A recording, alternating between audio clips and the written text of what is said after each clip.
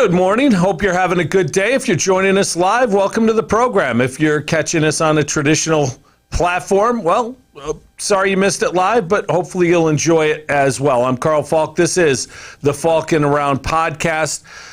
A lot of stuff going on in the sports world as the NFL camps all will be open as of today, including the Bills. We're certainly going to hit on that.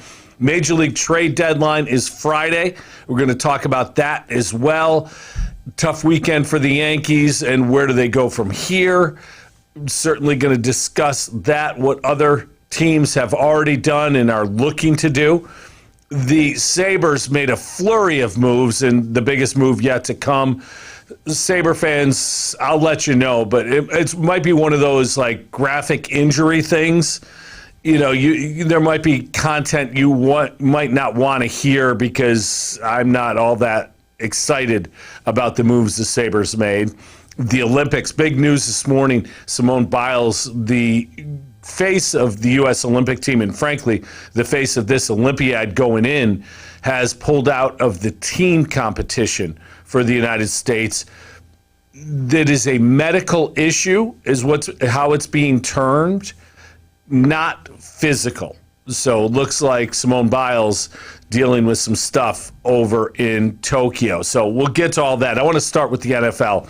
Camps are about to open, as I mentioned. The Bills open today. And what's been going on at One Bills Drive, or around One Bills Drive, and by around I mean on the social media thing, has been very atypical of this recent Bills roster. Sean McDermott, when he came in, talked about culture and talked about how important the culture was. And frankly, me and I'm sure many of you thought that was just a crock of shit. And for Sean McDermott to continue to harp on the culture and the process and all the stuff, the buzzwords, I didn't buy in. Well, they made the playoffs his first year, gutted the roster, didn't make him the second year, made him the third year, certainly went to the AFC Championship game last year. And guess what? I am a believer in culture, and I'm a believer in Sean McDermott's ability to create and maintain, more importantly, maintain that culture. They have brought players in who fit the culture. They have not brought players in who didn't fit the culture. And again, they've taken some chances on guys that weren't exactly choir boys. You can't have all choir boys. Every now and then, somebody's going to be a player who steps out of bounds a little bit, and maybe not the worst guy, but certainly not a choir boy, and that's okay. And through all this, McDermott has been able to maintain that culture. However, he's going to have a harder time this year maintaining that culture than he has in the past. Over the last week, Cole Beasley has again taken to Twitter to discuss his anti-vax stance with the COVID vaccine requirements that the NFL looks like it's instituting. And the COVID vaccine is going to be a huge part of the conversation, not only in Buffalo, but throughout the NFL. Many other players have spoken out, including high-profile players like DeAndre Hopkins, who talked about his being forced into a vaccine he doesn't believe in order to play, and he doesn't believe in that. And look, this is a choice we all have to make, and I'm not going to come down on Cole Beasley or DeAndre Hopkins for their beliefs. They're entitled to their beliefs.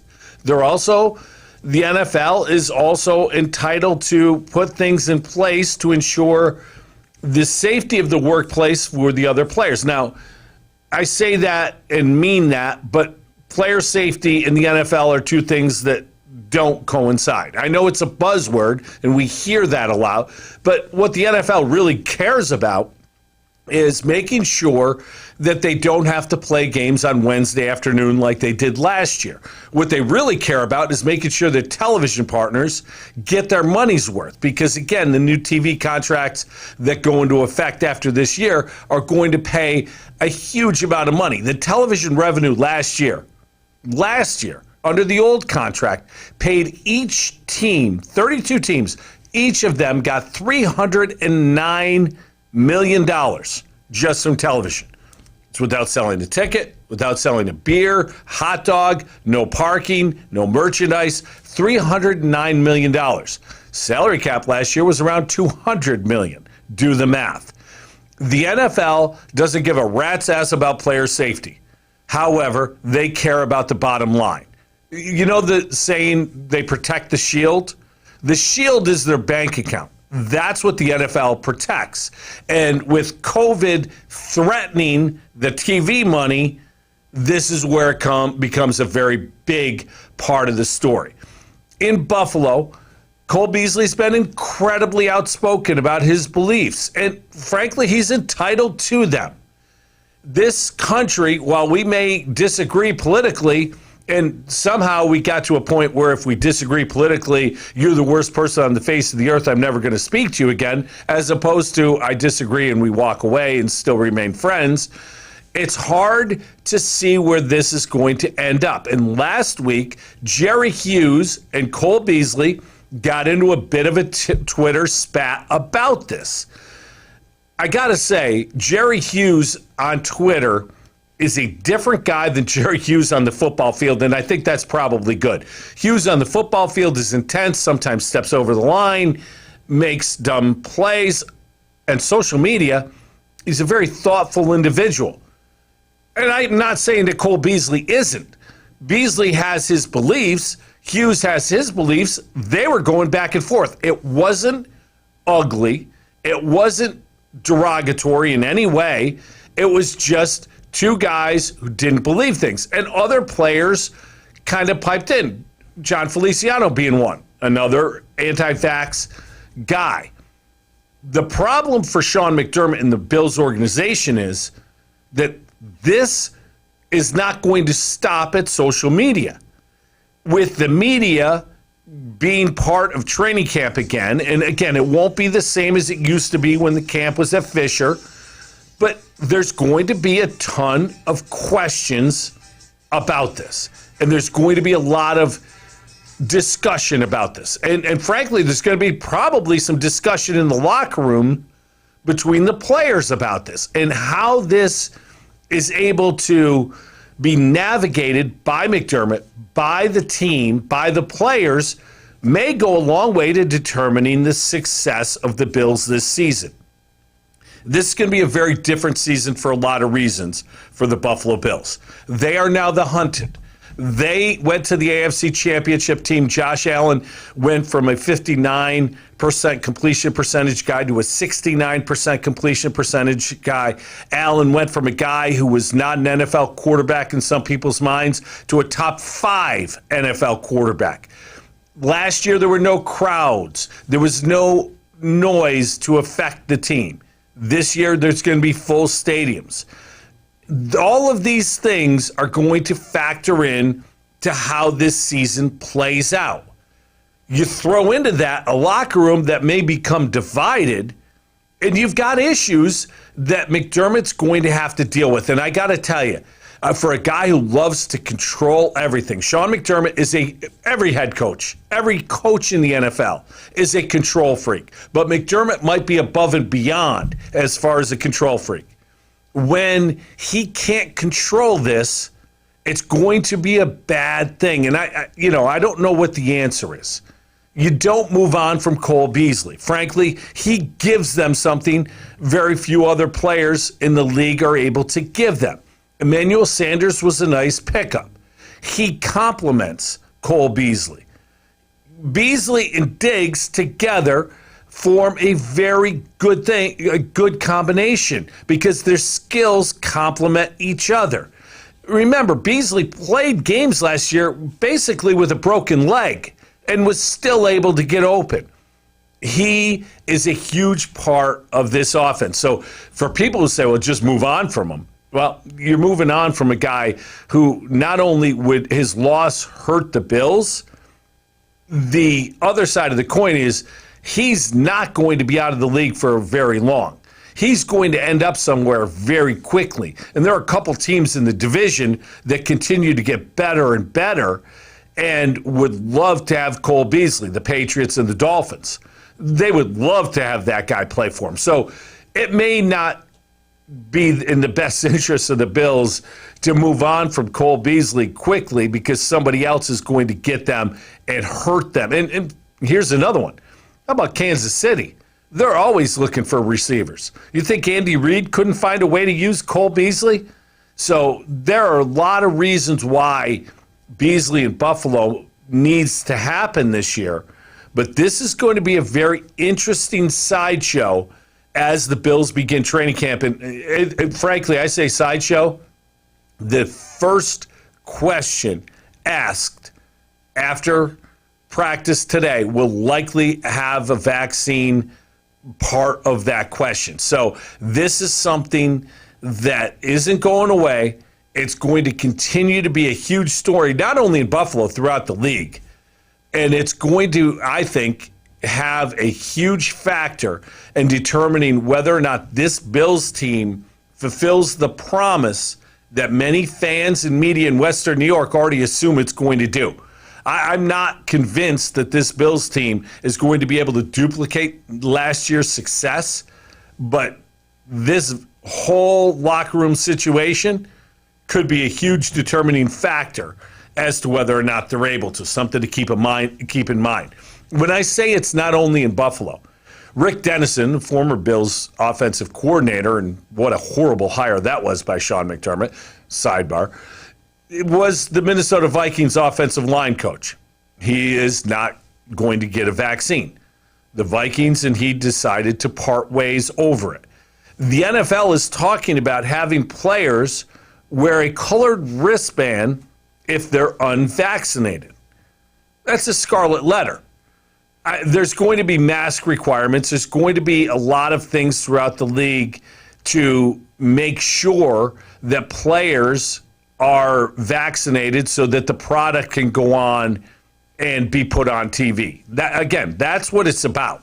It's about making sure the games go off as scheduled. So while last year at this time, we were trying to figure out whether or not there was going to be a season. A few sports were starting to come back. There were going to be no fans.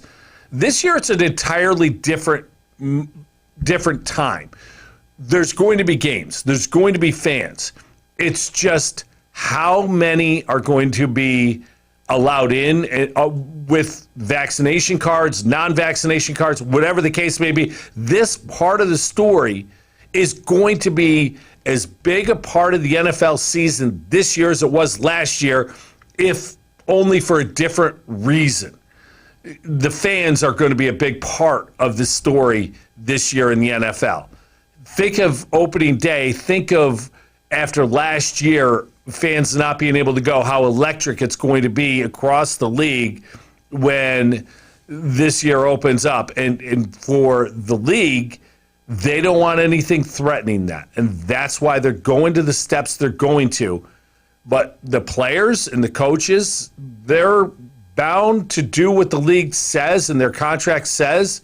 They're also people who have freedom of choice. And while it may seem crazy to you and I to say, I'm not going to do it and I'll give up my $10 million a year contract, for the players, they might have enough money and not care about that.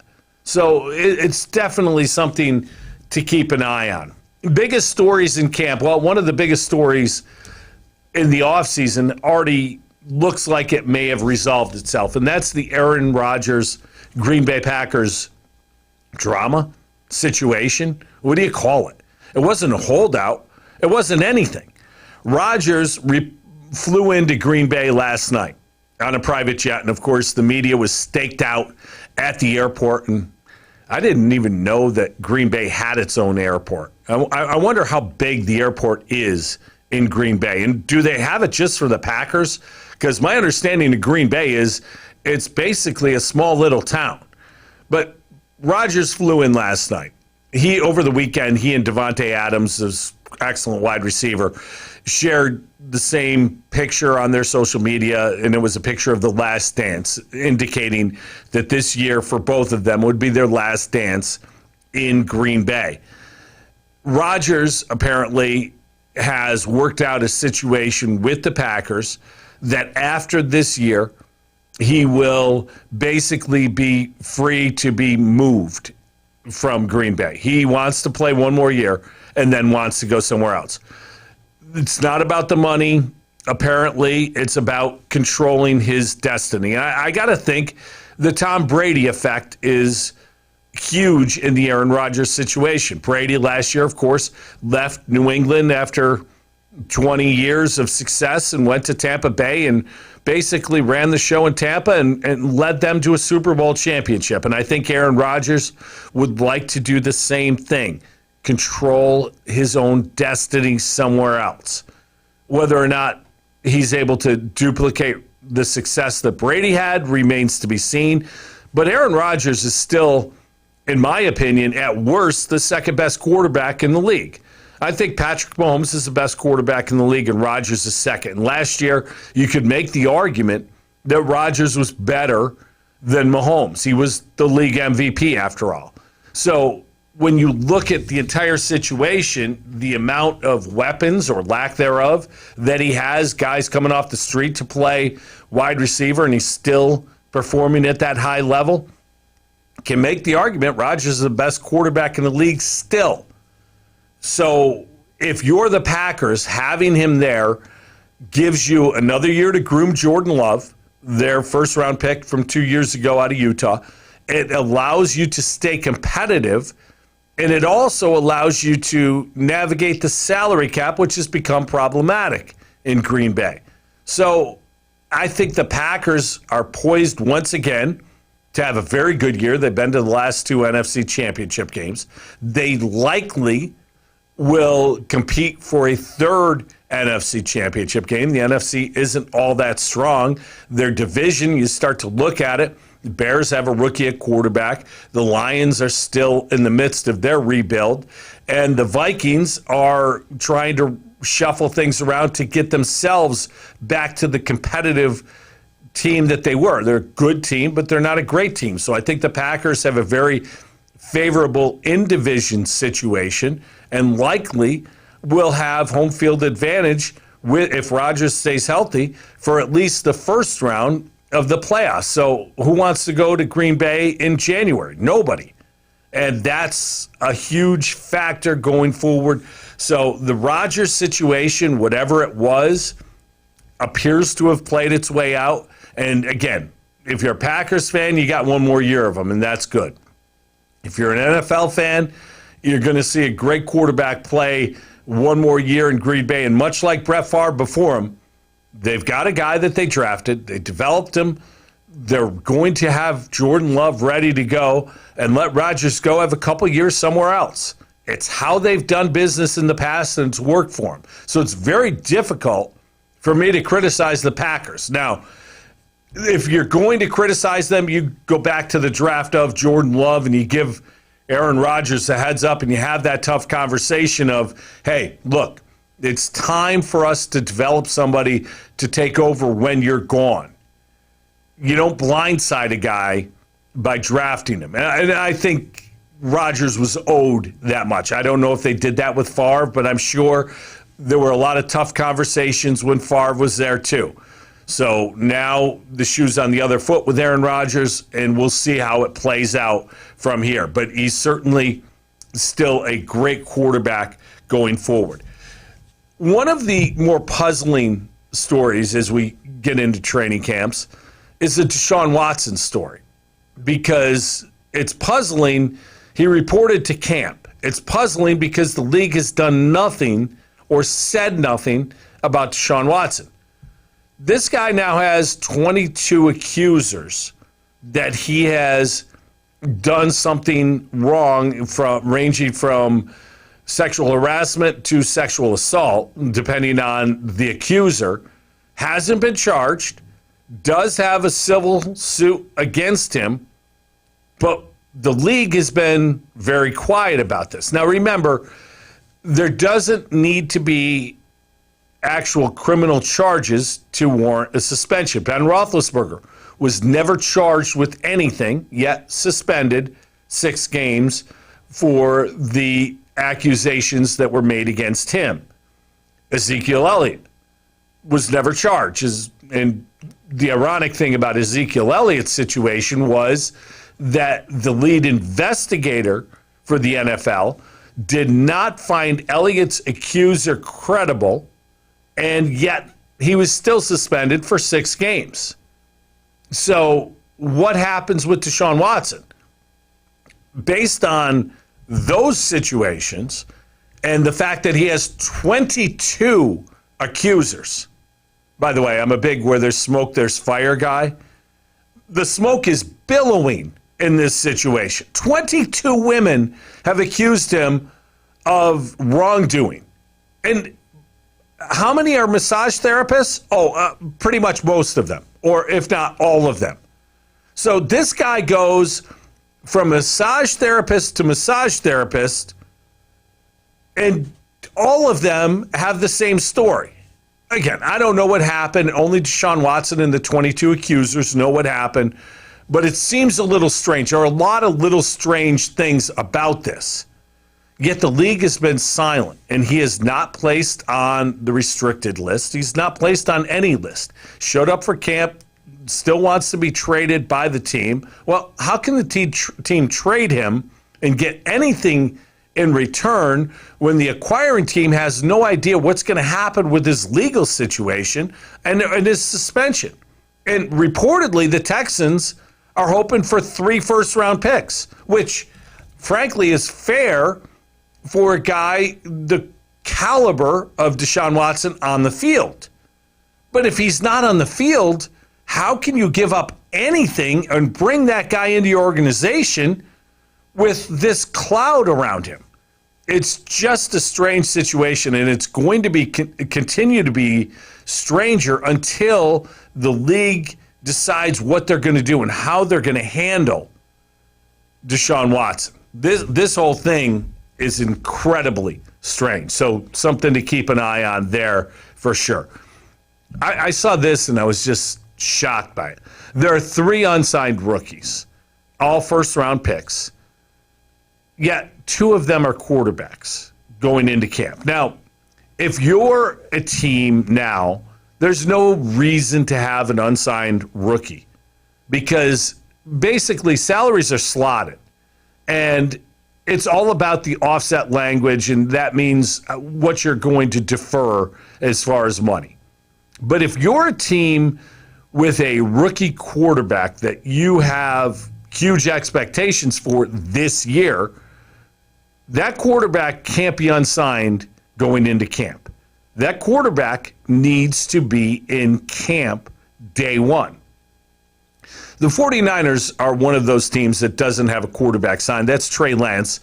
I think Lance is a guy who won't start right away. Jimmy Garoppolo, if healthy, will still be the starter there. Think what you will about Garoppolo. But I think Lance is the guy that is going to need some time. He's a project similar to Josh Allen where I don't expect immediate results from Trey Lance. I expect down the road results from Trey Lance. But he's certainly a guy that you want in camp as soon as possible. But again, you're not looking at him day one, so it's not that big a deal. But the one that got me is the New York Jets, with the 2nd pick of the draft, took Zach Wilson out of BYU. Immediately anointed him their next franchise quarterback. They moved Sam Darnold to Carolina for a bag of balls, basically got nothing for a quarterback that just 4 years ago they brought in as their franchise quarterback, didn't surround him with anything, and were surprised when he didn't pan out. Now they've got Zach Wilson, the next franchise quarterback, and he's not signed yet. And I know this is going to get done by the weekend, and he'll be in camp soon enough. But it's just indicative of a franchise that doesn't know how to handle its football business. The New York Jets are as dysfunctional as they've ever been. And I know they've got a new coach, Robert Saleh, who has said all the right things. They said they've had a good offseason. They've strengthened the offensive line through the draft, through free agency, should be better. They drafted a running back. They've drafted a wide receiver in the 2nd round. They're very high on. Things are looking up, supposedly. But how do you just not handle this part of the business? You know what you're going to pay this guy. You know what's going to happen. Get him into camp. Let him from day one become and grow into the leader your franchise needs. Don't bring him in late and put him behind the 8 ball further. Being a rookie and put in a position where you're the face of the franchise is difficult enough. Coming in late makes it more difficult. Zach Wilson's still in California. The Jets begin training camp in New York this week.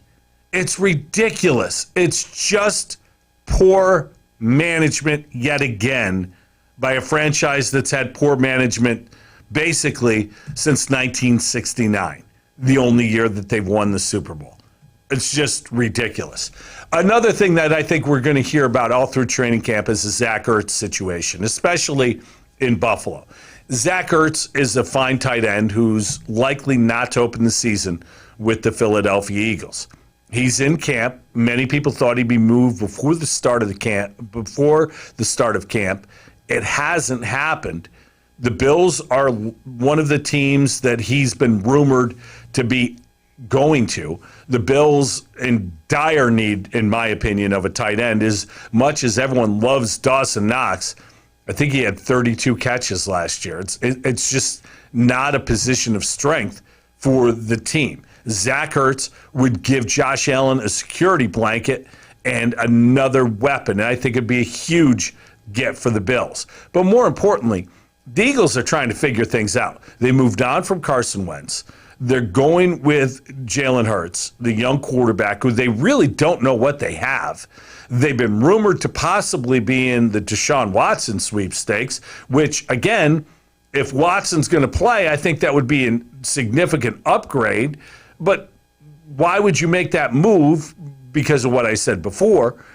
It's just a weird situation with Zach Ertz, because here's a guy who's going to camp to play for a team that I don't believe he's going to play it down for this year. And the risk is for Philly, if he gets hurt in camp, then you don't have the ability to move him to a team that would certainly be happy to bring him in. And for Ertz, he'll likely pick up any offense rather quickly. He's been around the league. He's a very smart player. But the acquiring team would want to get him in as soon as possible. It's just one of those names that I think gets moved because it seems destined to happen.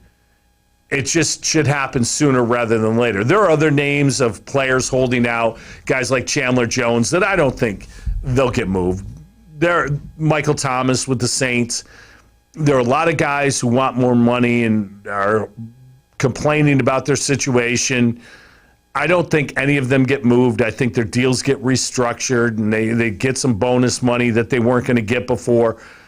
But it feels like Zach Ertz is the guy who's going to move. And the last thing, and it's the first thing because I talked about it first, the biggest story in camps across the NFL this year is going to be COVID.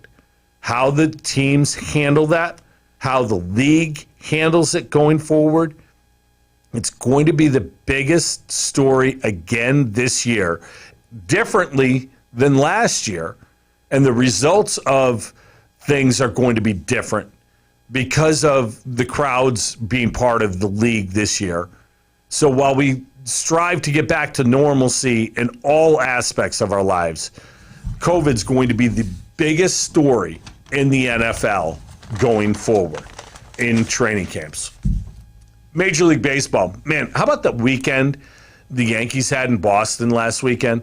They lose the first game of the series because they throw 4 wild pitches in an inning. Unbelievable. They lose a game on Sunday where they have a no-hitter going into the 8th and then give up a 4-run lead. It just, games you can't lose if you're a contending team.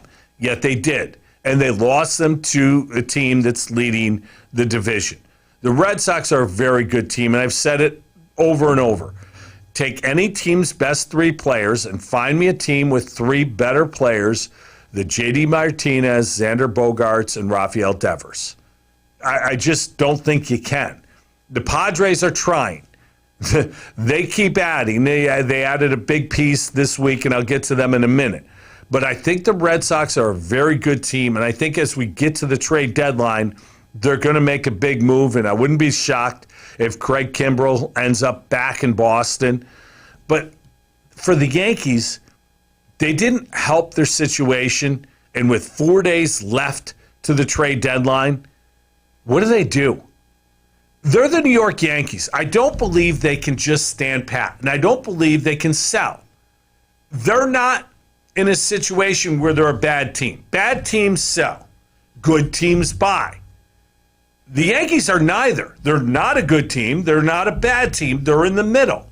And because of the division that they're in, their decision is way more difficult than most others because they're not better than Tampa. They're not better than the Red Sox.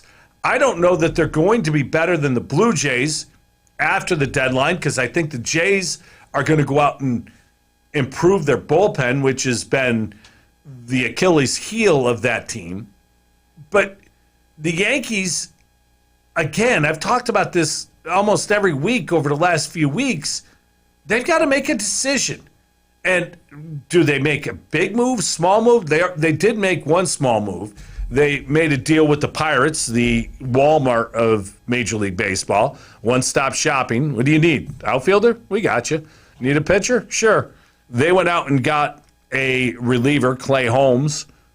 It's a depth piece. He's not anything special, but sure enough, he'll help them going forward. And this year, I think the bullpen for all teams is going to be more important than it's ever been because of the starters and the stress on their arms from going from last year to a 60-game season to this year 162.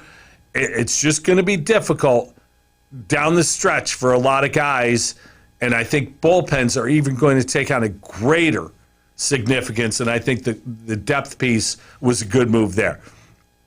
Yankee fans are irate that Aaron Boone took out Domingo Germán after 92 pitches that he had on Sunday, and he gave up the first hit.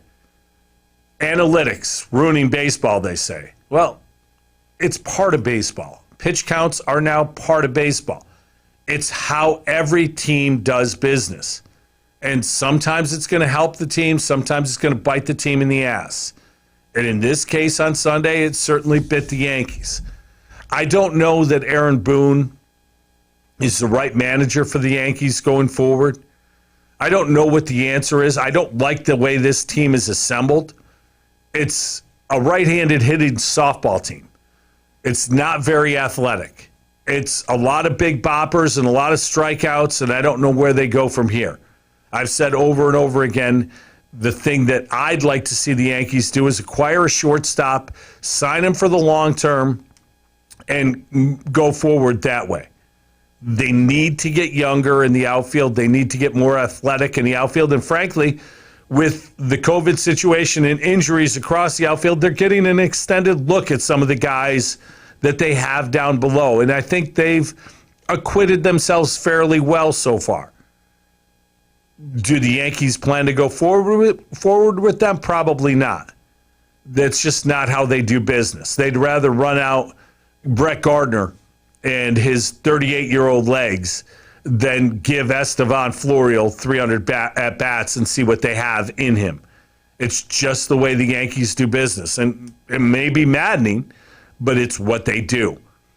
I don't know the answer to the Aaron Judge dilemma, and by dilemma I mean he's a free agent after next year. I know he's the guy that sells the jerseys. He won't move before Friday. I'm confident of that. But a year from now, I think the Yankees have to take a very long look at that decision, what to do with Aaron Judge, because I don't think you can pay him $30 million a year and expect him to go out there and play 150 games every year. If he does, he's a very good player. Top 15 player at worst in the league, maybe better than that. I just haven't seen it consistently enough to give him the respect of more than that. But Judge certainly can help a team, and if he goes to the right team, can be the piece that puts somebody over the top. But for the Yankees, he may be a luxury that they can't afford. And I know that sounds strange to Yankee fans, but Hal's not his father, and he's not going to do business the way his father did. He's not going to go over that luxury cap, and he's not going to spend money just to spend money. So we'll see where they go. Mets made a move over the weekend. I thought it was a good one. They got Rich Hill from Tampa. Hill not only has one of the better nicknames in sports, Dick Mountain, fantastic. He's a left-handed guy who will give you 5 or 6 innings almost every time out. And while that may not seem like much, if you have a team that has a doubleheader on a Monday and then a game on Tuesday, and 2 of those 3 games, the projected starter is TBA, to be announced. In other words, the team doesn't know. Having a guy who can give you 5 innings is huge. The Mets are all over the trade market, and this is Steve Cohen's first trade deadline. Steve Cohen, the billionaire owner of the Mets, the richest owner in baseball, is looking to make an impact in year 1. This is a team that's been in first place for a good portion of the season. Where's that impact going to come from? They're going to be without Francisco Lindor for another 4 or 5 weeks, in my opinion. That's an injury that's going to shut him down for a while. Jacob deGrom has thrown off a mound and is maybe starting to work his way back. Carlos Carrasco had a good rehab start over the weekend in Syracuse, likely to join the Mets rotation this weekend. Tyler McGill, has been fantastic as a rookie, better than you could have hoped for. So you wonder, do the Mets go out and spend on a big acquisition for the front part of the rotation? Max Scherzer's name has come up in discussion, so I find it hard to believe within the division, A, the Nationals would help the Mets possibly get to a World Series. B, the Mets would help the Nationals rebuild. So I'm not sure that's something that I can foresee happening. Maybe another Rich Hill type move.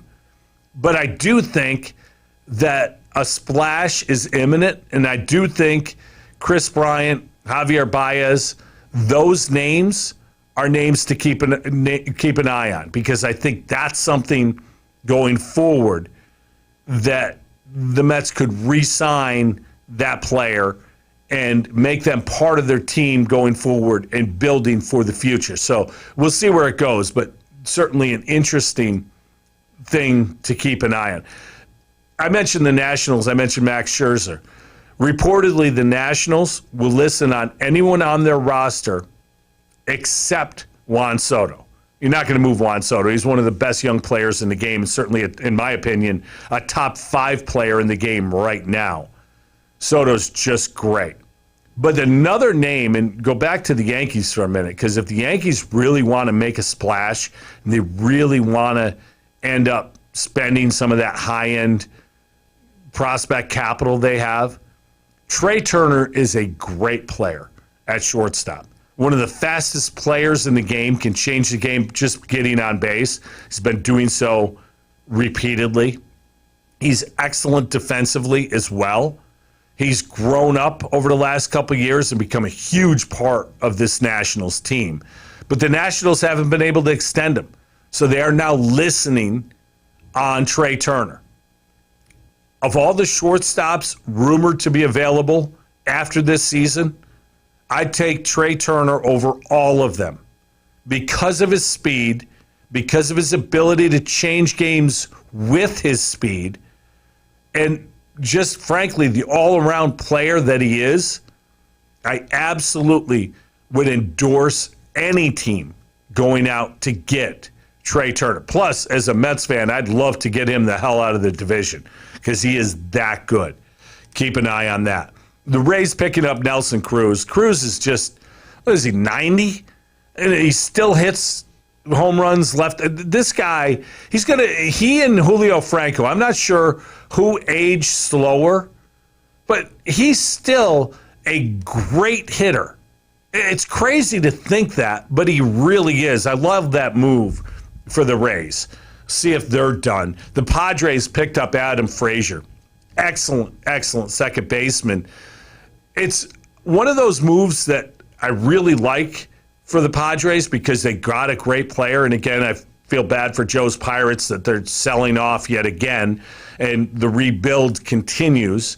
It's now in its third decade, whatever. It's just one of those things from the Padres standpoint that you look at and you go, where are you going to play him? And supposedly the fallout for Frazier is they're going to look to move Eric Hosmer. Hosmer is a guy I really like. He's got a great attitude. He's a great team player. Slipped a little defensively. Has always been well above average defensively and at times was great defensively. He's not been that lately. Hasn't really put up the numbers. Has 4 years left on that big deal he signed with the Padres a few years back.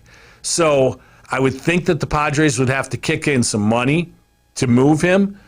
But I also think that if they move him, it may take something away from the clubhouse. And Hosmer, I think, could bring something to a contender that's looking for a final piece. So keep an eye on the Padres. I don't believe they're done. And in that division, where the Giants are playing great baseball, the Dodgers are an excellent team as the defending champion, albeit without Trevor Bauer, I think that the Padres have to continue to add pieces to keep up. Now, I think the Dodgers and Giants will both add, and frankly, I wouldn't be shocked if Max Scherzer's wearing a Dodgers uniform next week. It just seems like one of those moves that the Dodgers would make, and with Bauer's money being in limbo, if you will, with his situation, they may be able to get out of that contract. I think that allows them to bring in some more salary and keep things going. The A's are always a good team, and they're always doing things on the cheaper side that seem to work out. But they picked up left-handed reliever Adam Chafin from the Cubs. Cubs still the team to keep an eye on going forward in this trade deadline. It's just going to be interesting to see who buys, who sells, and what teams. There's going to be a buyer that you don't expect and a seller you don't expect. That's where it's going to get interesting. Money rules sports. We all know that. Money rules the world. We all know that. College football is no different, and maybe even more of a straight money grab for college programs. And the NCAA going through what it's going through with the name, image, likeness thing, this is an even bigger stage now for the players. And colleges, they're going to look to be on the biggest stage possible. It's been rumored for a while that college football was going to end up with 3 super conferences and the rest just playing to possibly get in. Well, this week's news that Oklahoma and Texas are likely leaving the Big 12 to join the SEC is further evidence of that super conference. And while Texas A&M is going to be pissed that Texas is now in the SEC because now they have to share the territory, I think this is a great move for Texas, and I think it's a great move for Oklahoma. The Big 12 has been a farce of a conference, in my opinion, over the last couple of years anyway. Great offense, a lot of really exciting 43-40 games. But when it comes down to it, these teams aren't equipped to play for a national championship. You go to the SEC, you have to change the way you play a little bit, and you have to build that defense as well as the offense. And I think then you have an opportunity to have a team that can compete for a national championship. Currently, the college football playoff is at 4 teams. I expect it to go to 8. And one of the reasons why I think with 14 teams in the SEC, you're going to want to have, especially with Oklahoma and Texas now joining it, you're going to want to have more than 1 or 2 SEC teams in the playoff. The question is the domino effect. How does this affect the Big Ten? Does the Big 12 try to recruit Iowa back to the Big 12? to try to save their conference?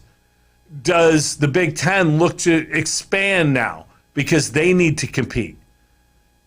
Does the ACC get touched at all? And here's where Syracuse comes into play. Remember, a few years back when Syracuse left the Big East for the ACC, it was all about football. Well, their football program's in shambles.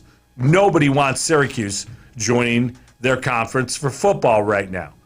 Basketball is still a very viable sport at Syracuse. But then there's the AB time that we're looking at. You know what I mean? After Boeheim, AB. And it's coming. It's going to happen. How productive, how marketable, and how good is the Syracuse program going to be? All these decisions are made about football because football is the money sport. Well, Syracuse brings nothing to the table in the football department. Yet, at current time, they can bring a lot to the table basketball-wise. Tradition and still competitive. They're not as good as they were, but the recruiting's seemingly getting better over the next couple of years. We'll see where they go from this year. But I think if the ACC starts playing some musical chairs, Syracuse might be in trouble because I'm not sure how viable they are. They went to the ACC at the right time. The football program was solid. It looked to be on the upswing. The basketball program was excellent. They were a nice addition to the ACC. Things have changed. They're not the same team. They're not the same programs. They're not the same athletic department as they were a few years back. Heck, the ACC is big into lacrosse. They don't even have the same lacrosse coach anymore with John Desko leaving and Gary Gate stepping over from the girls program to the men's program. So we'll see where it goes. But this is definitely a concern if, again, the musical chairs and the dominoes start falling. If you're a fan of a team in the ACC and the Big Ten, certainly the Big 12, keep your head on a swivel because things may change rapidly. The Olympiad now is 4 days old, and to say it's not been very compelling would be an understatement. The U.S. basketball team losing to France, that was interesting. There's also, what the hell's going on? How are we losing to France? Just ridiculous that this is happening. Simone Biles, the face of the Olympiad in Tokyo, has stepped away from the team competition. She, at this point at least, will still compete in the individual, which NBC has got to be praying she's good and will be able to compete in that because she is a huge part of the marketing plan for this Olympiad. But it's been disastrous ratings-wise. It's been very difficult to find events. Like, I don't even know what channel things are on. It's very, very strange. The biggest story, I think, so far, or maybe the coolest moment, was last night when 17-year-old Lydia Jacoby won the 100-meter breaststroke. Lydia's from, Alaska. You know, we breed a lot of swimmers from Alaska. Think about that. Think of where you would expect a young swimmer to be coming from. Alaska wouldn't be in my top 50 choices. Yet, somehow, Lydia did it. And watching the video of the watch party that was set up with her family and friends was really cool. This 17-year-old girl winning a gold medal was really cool. And that's what makes the Olympics great. Not so much the Katie Ledeckis and the Simone Biles, not the known quantities, but the unknown quantities. That's where I think it always gets better. You think of all the great Olympic moments through time. Most of them were unexpected. Most of them had an element of surprise to them, and that's why we remember them. This Olympiad, the biggest story may end up being the lack of crowds and the fact that they're competing in front of empty arenas. Or it may be the fact that a typhoon just missed Tokyo and COVID numbers are exploding currently in Japan. So we'll see where it goes, but it has been less than compelling so far. And frankly, if it ended today, I wouldn't miss it tomorrow. And that's a sad, sad statement from somebody who always loved the Olympics. It's just not been a very interesting Olympiad so far for me. Speaking of uninteresting and uninspiring, over the weekend, the NHL had their draft. So let's start with the good. The Sabres had the number 1 pick. They got a kid from Michigan. Might go back to Michigan. Owen Power, big defenseman. Now they've got 2 number 1 overall picks who are defensemen. That's, building blocks, right? That's excellent. They also ended up with the 14th pick. They got Isaac Rosen, a winger from Sweden. They got that because they traded Rasmus Ristolainen to Philly for that number 1 pick. They also got back Robert Hagg, a defenseman. So, maybe adding to the blue line is the way to go. They then turned around on Saturday and made a deal. Sam Reinhart, consistent 20-goal scorer, former number 2 overall pick, didn't want to be in Buffalo, but then again, who does? Wanted out and got out, and they sent him to Florida. They got a first-round pick next year from the Panthers and got a goalie. Devin Levy is the goalie. Now, does that solve their goalie issues going forward? No. Just means they have a goalie that will be in camp. This organization is so beyond clueless, it's not even funny. And while people can point to it and say, look, they got rid of Ristolainen, they got rid of Reinhart, they're going to move Eichel. They weren't winning with those guys. Why not? And I get that. I really do. If you're not winning with the guys you're paying a bunch of money to, why not get rid of them and start over? Well, here's why. Because it's been 10 years since they made the playoffs. Or they've never made the playoffs in Terry Pegulas' ownership. Either one. You could choose whichever time reference you want. But when are they going to?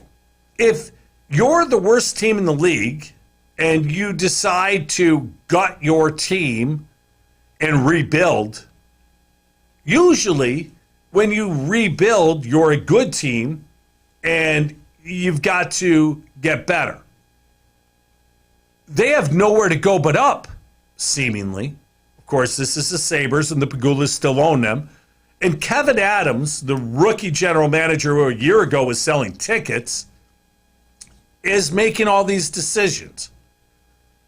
You trade a consistent 20-goal scorer, keep him in the Atlantic Division, and you get back a first-round pick next year and a goalie who might make your team. That's not good return, in my opinion. It really isn't. And frankly, it might have been the best return that Kevin Adams was offered back. But you didn't have to move Sam Reinhart. You didn't have to move Rasmus Ristolainen. And you don't have to move Jack Eichel. Well, maybe you have to move Jack Eichel because he certainly doesn't want to play there anymore. And he's not going to give you very good effort if he doesn't want to play there anymore. And if the rumors about Eichel are true, maybe you don't want him there. There are a lot of things to consider. But from a fan's perspective, consider this.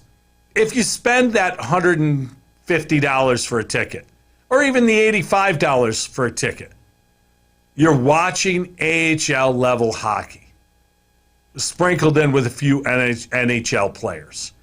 This is an organization that yet again will be drafting at the very top of the NHL draft next year. They're already worse than the expansion team, the Kraken. If the Kraken traded their roster to Buffalo for their roster, it would be an improvement. And the Kraken have never played a game. This team is clueless because the ownership is clueless.